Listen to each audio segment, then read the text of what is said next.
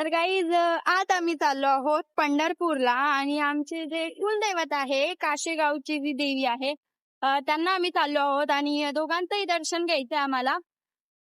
जसं मी म्हटलं होतं मागच्या व्हिडिओमध्ये की अधिक मास चालू झालाय आणि आम्हाला आमच्या कुलदेवीचं दर्शन पण घ्यायचं होतं आणि पंढरपूरचंही दर्शन आम्हाला घडतंय या महिन्यात.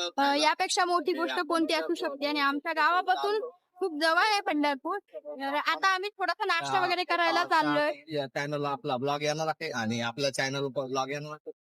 तर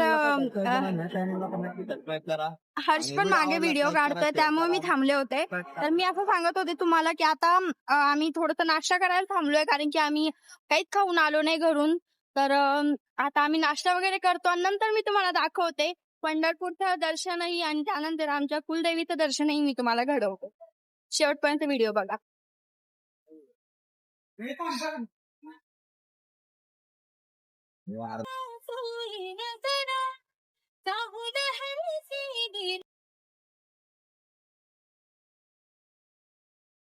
तर काही आता आपण पंढरपूर मध्ये आलो आहोत आणि आता आम्ही इथून दर्शनासाठी चाललो आहोत.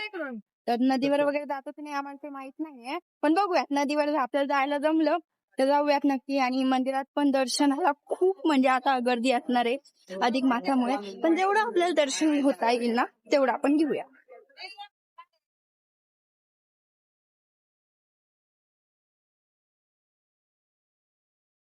तर काहीच बघा किती गर्दी आहे आणि या महिन्यात गर्दी असणारच होती.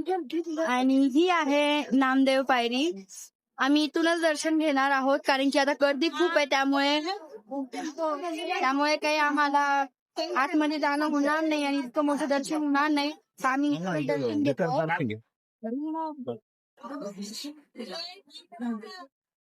राणा चौके गुलाब शिवाजी जगताप श्री संत नामदेव पायरी समोर या शिवाजी जगताप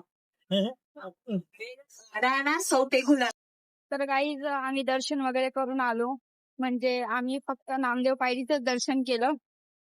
मुख दर्शनाला पण इतकी मोठी लाईन आहे की म्हणजे ते पण जर आम्ही केलं असतं तर त्याला पण आम्हाला 2-3 तास लागले असते, म्हणजे खूपच वेळ लागला असता. त्यामुळे आम्ही मुख दर्शन पण काही केलं नाही आणि आम्ही आता वापस आलोय परत कारण की आम्हाला आमच्या कुलदेवीचं दर्शन घ्यायला पण जायचंय. तर ऊन पण खूप आहे, तर मी तुम्हाला डायरेक्ट आता तिथेच भेट.